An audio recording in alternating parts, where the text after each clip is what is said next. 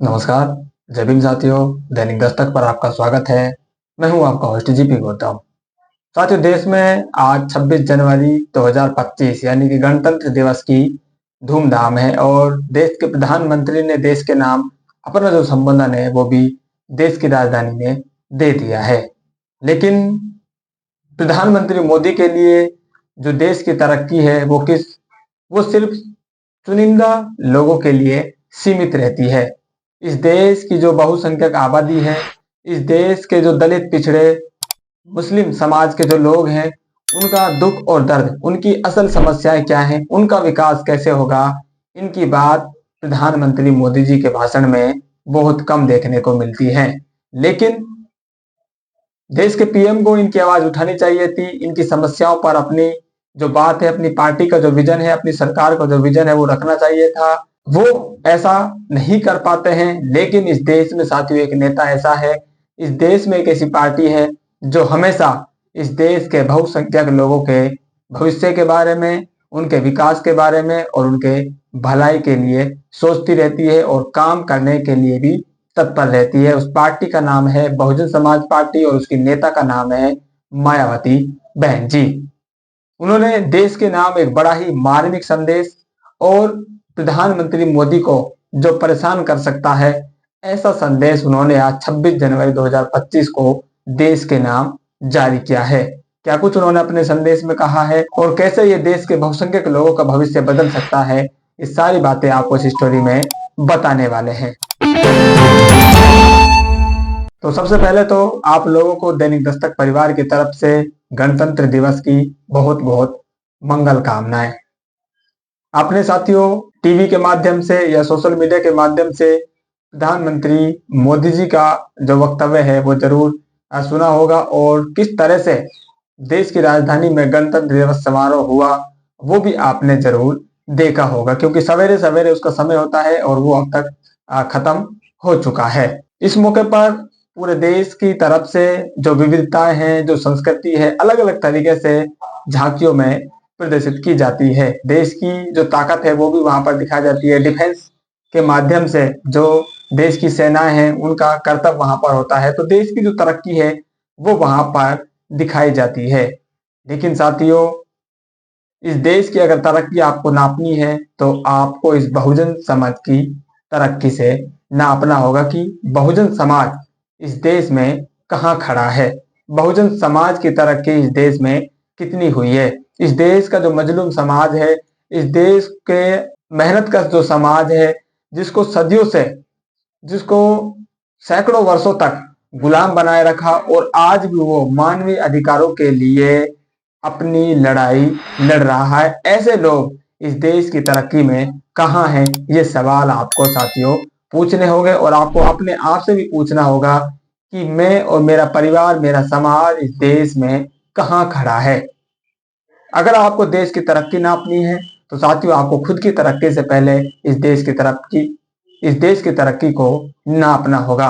अगर देश 100 रुपए कमा रहा है तो उसमें आपकी कितनी हिस्सेदारी है, आपके परिवार की कितनी हिस्सेदारी है और आपके समाज की कितनी हिस्सेदारी है, ये सवाल आपको खुद से करने होंगे। तभी आप इस देश की जो असल तस्वीर है साथियों उसको देख पाएंगे। और जो देश के नेता हैं वो जो तस्वीर आपके सामने पेश करते हैं, लच्छेदार भाषण आपके सामने पेश करते हैं, उन भाषणों में हकीकत कितनी है तब आप जान पाएंगे। क्या आपको अच्छा रोजगार मिल पा रहा है, क्या आपके परिवार के जो बच्चे हैं या खुद आप हैं, आपको अच्छी शिक्षा मिल पा रही है, आपके नजदीक में आपको अच्छी हेल्थ की जो फैसिलिटी है, हॉस्पिटल की जो सुविधाएं हैं वो क्या आपको मिल पा रही है, क्या आपको सस्ते दामों पर इलाज मिल पा रहा है।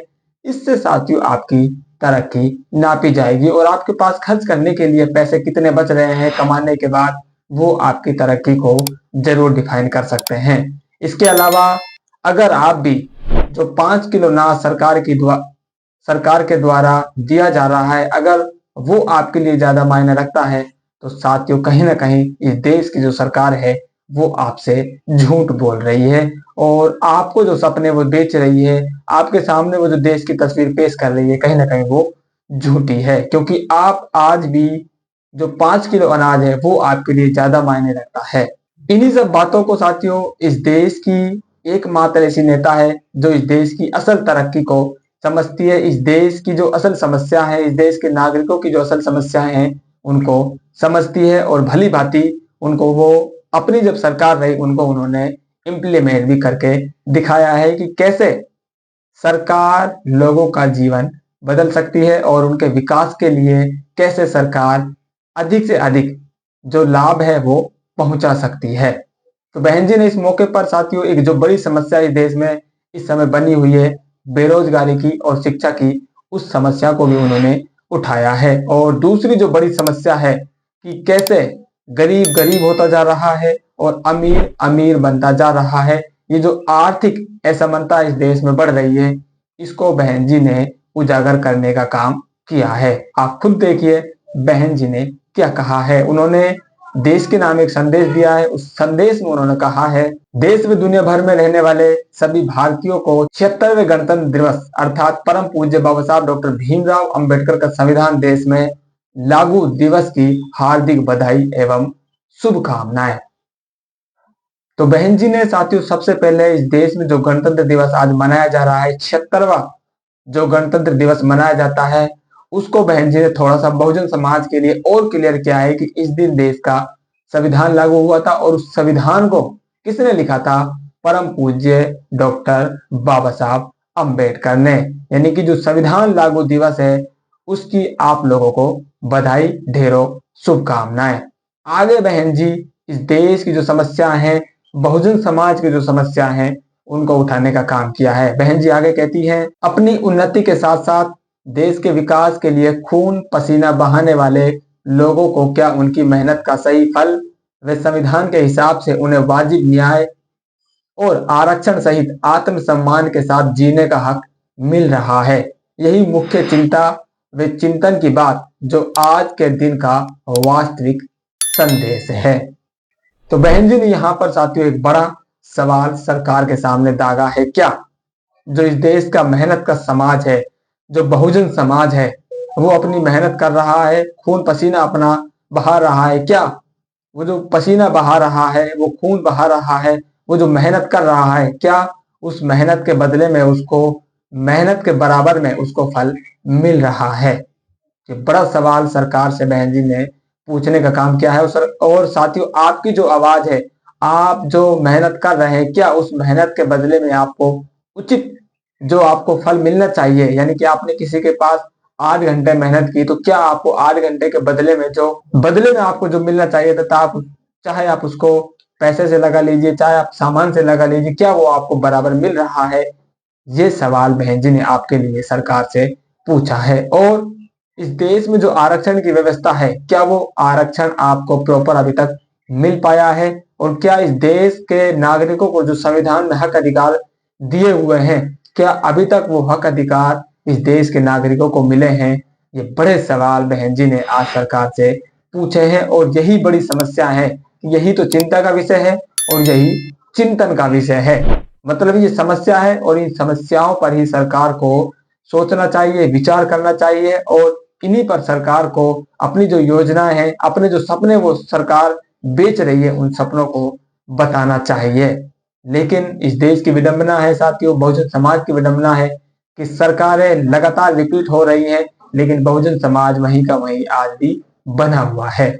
आगे बहन जी कहती हैं, कल्याणकारी संविधान के हिसाब से भारत के विकास में हर भारतीय का हक है। तेज विकास दर से अर्थव्यवस्था के मजबूती का सही लाभ गरीब बहुजनों के जीवन में अपेक्षित सुधार वाला गेम चेंजर अर्थात अच्छा दिन लाने वाला हो।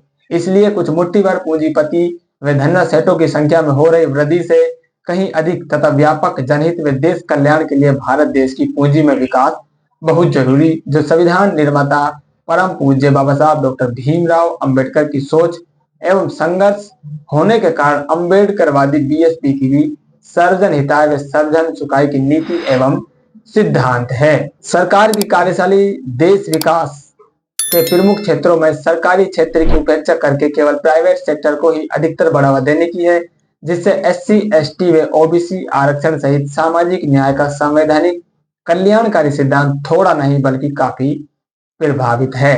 तो बहन जी ने यहाँ पर साथियों सीधे सीधे कहा है कि सरकार इस देश की जो शिक्षा है उस पर कुठाराघात कर रही है और इस देश की जो सरकार है उसको सरकारी क्षेत्र को बढ़ावा देना चाहिए था, वो उसके उलट काम कर रही है और प्राइवेट सेक्टर को बढ़ावा दिए जा रही है, जहां पर जो संवैधानिक अधिकार हैं वो लागू नहीं होते हैं। और इसलिए इस देश का जो बहुजन समाज है, SC ST OBC समाज है, उसको जो रिजर्वेशन मिला हुआ है उसका कोटा पूरा नहीं होता है। यानी कि सीधे सीधे संविधान की धज्जियां उड़ाई जा रही हैं, संविधान को एक प्रकार से यहाँ पर नहीं माना जा रहा है, संविधान की बात बिल्कुल भी नहीं मानी जा रही है। और जो दो लोग ये कहते हैं कि हम संविधान को बचाएंगे, संविधान को बचाने के लिए हमको वोट कीजिए, आज वो लोग भी साथियों आपकी आवाज नहीं उठा रहे हैं, कहीं ना कहीं वो भी सरकार के साथ ही शामिल हैं। तो बहन जी ने जो इस देश की नब्ज है, इस देश में जो वास्तविक समस्याएं हैं उनको उठाने का काम किया है।